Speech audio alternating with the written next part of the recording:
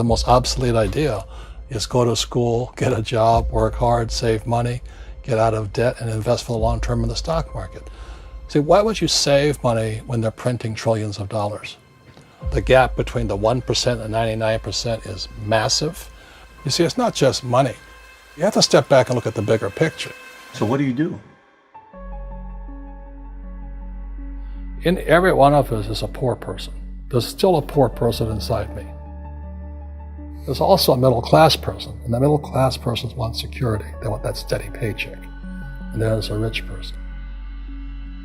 And they're all inside of us, except that it's not taught.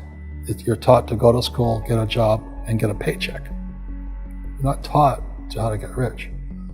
If you read Rich Dad, Poor Dad, my rich dad refused to pay me. He said the paycheck was one of the most damaging things you could take in your life. He says the moment you take a paycheck, you're an employee, and that's the mindset. So my rich dad never paid me. It drove my poor dad, government employee, nuts. You gotta pay people, you gotta pay people. And Rich Dad was not saying that the paycheck was bad. He says you didn't want to be a slave to money. So as an entrepreneur, if Rich Dad folded, I just started another company. I don't need a paycheck. I don't need anybody to take care of me. If my government doesn't like me, I move to another country because they need entrepreneurs there. So the entrepreneur is not so much the business. The entrepreneur is really the mindset and the skill sets and the different set of rules.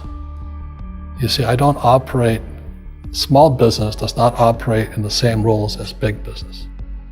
Entrepreneur is a mindset first, a skill set, and rules. And depending upon whether you're an employee or a small business, the rules are different. The mindsets are different, the skill sets are different. If you could say one thing to somebody who's never been an entrepreneur and they're thinking about making the leap of faith into becoming an entrepreneur, what could you tell them? Well, I'll just tell them the same thing that happened to me. My last paycheck, I still remember it clearly.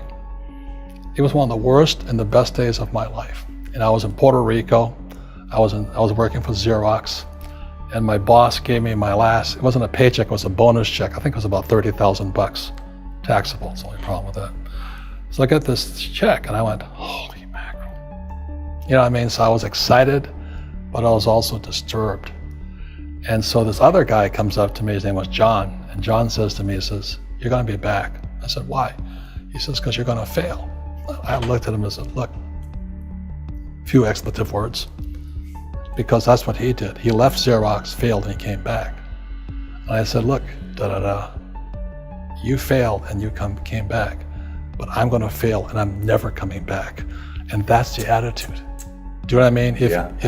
If you say, well, if I fail, I'll go back to mommy and daddy, then that's what you'll do. So if you fail, that's when I became an entrepreneur, because I had no money. I had no money for years. I didn't have a paycheck. But that's what my rich dad encouraged me to do. He says, when you don't have this paycheck, you get hungrier, smarter, and it's a test of your character. Will you become a crook? Will you become dishonest? Will you cheat and steal? Or will you become a better human being? So really, that's the benefit of becoming an entrepreneur, is you really find out who you are when you don't have anything. So you always have to look at the big picture. Too many people look at, well, what's going to happen to me? When you look at the big picture, you're also going to know that when something bad happens, something good's going to happen. But you got to prepare for whatever is coming. If you think next 20 years will be like the last 20 years, you're going to get creamed. When you and I go to the supermarket and we buy a carton of milk, we always check for the expiration date. But most people do not check for the expiration date on their brains. Instead of get out of debt, I get into debt. I just refinanced $300 million in debt. I went from 5% to 2.5% interest. I made a fortune. Every month, more money comes in because my cost of money has gone down. So while some financial experts are saying get out of debt, I'm saying learn how to use debt. See, when I came back from in Vietnam in January of '73, the first thing my rich dad said to me was go to school to learn how to invest in real estate. It wasn't real estate, it was how to use debt and taxes. Debt and taxes make the rich richer. Debt and taxes make the poor, the middle class, poor. So all the rich guys who are doctors and lawyers or, those guys, they're getting creamed and they don't know why. Doctors are getting creamed. Oh yeah, they make it more money, but the take home is less. Sure. My doctor just yelled at me. He was happy. He says, "Oh, guess what? I finally made $1 million." And I said, "Yeah, this was just 3 weeks ago." And so I said, "Yeah, well, how much you pay in tax?" He says, $750,000 in taxes. So his net was about $400,000. That's not bad. But when I make $1 million, I keep $1 million. And the reason is because I don't make it by working for money. See, if you work for money, you're taxed. So that's why lesson number 1 in Rich Dad, Poor Dad is the rich don't work for money. What we do instead is we create businesses as entrepreneurs. We acquire real estate. I don't invest in the stock market. Okay?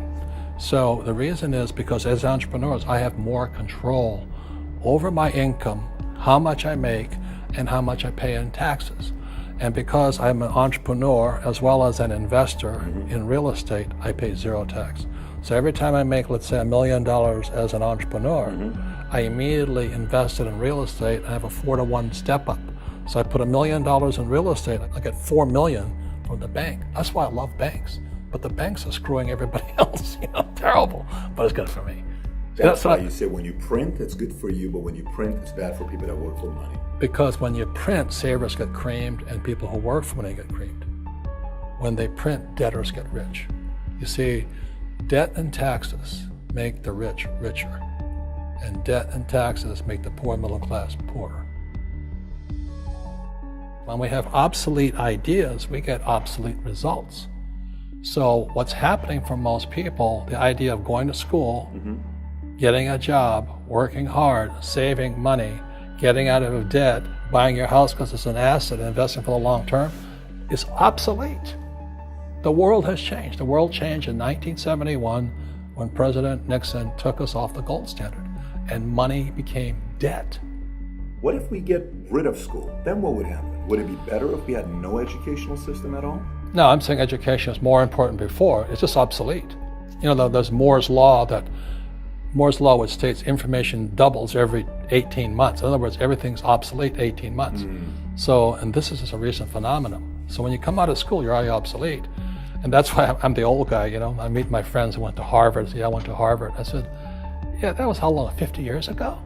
Today, the banks are charging you interest to save money. In other words, banks don't want your money because they printed too much of it. And that's why there's this bubbles in stocks and bubbles in real estate and all this. People are dumping the cash because, as I said in here, savers are losers and cash is trash. And yet people are, well, I want a high-paying job. Well, that's an obsolete idea. Get out of debt is an obsolete idea. You should learn how to get into debt, how to use debt to get rich, and they'll never teach you about taxes. The reason the 1% is way up here and the 99% are going this way is because when you print money, 2 things happen: inflation and taxes. It's crushing them. And any entrepreneur thinks, I'm just going to make money, I'm going to start a business and make a lot of money because of what we talk about. They really have got to smell the roses, man. That's not what the real entrepreneurs are doing. Most entrepreneurs, there's 28 million small business owners in America. 24 million are what are one-person entrepreneurs. They're called non-employee entrepreneurs. So and that's what happens is when people don't really understand what an entrepreneur does. So most big people are self-employed, but they're not really entrepreneurs. The self-employed pay the highest taxes of all, and nobody tells them that. Yeah, it's also called the entrepreneurial spirit, but what we were actually talking about was there's no such thing as a bad economy. There's external, you and I, we all have an external economy, but we also have an internal economy, and the willpower is to change our internal economy. So for me, I can see the good and I can see the bad. I don't really give a damn because I'm going to be rich anyway. But a poor person with a poor personal economy, all they're going to see is a bad economy because they don't know how to make money in any economy. And a middle class person, they have a middle class economy. What they want is a nice house and a steady paycheck and the job and the car. And so when you take their job away, to them, that's disaster. Well, since an entrepreneur doesn't have a job anyway, it's no big deal. So all I'm saying to people, and it's what Bucky Fuller taught me, is always two sides, you know what I mean? Unity is plural, at minimum two. So if you think the economy is bad, it's because your economy is bad. If you think that steady, employment is important, then you'll see an economy without jobs. Your economy versus the external economy. What you control versus what you can't control. I can control. Yeah, it's called an internal focus versus an external focus. So the real entrepreneur has an internal focus. That if they fall down, they say, "Oh, this is good, because I'm going to go up higher." The average person will fall down and say, "Oh, I'm going to take some Prozac," or somebody has a mistake. So, "Oh, the mistakes don't matter." Well, mistakes matter. It means you didn't know something. But a real entrepreneur, whether they fall down, they always can go up. They can stand back up and go higher. That no matter what happens to them, they get stronger and better and smarter and happier. But a person with a weak internal mindset is that they're so afraid of what happens, it generally happens.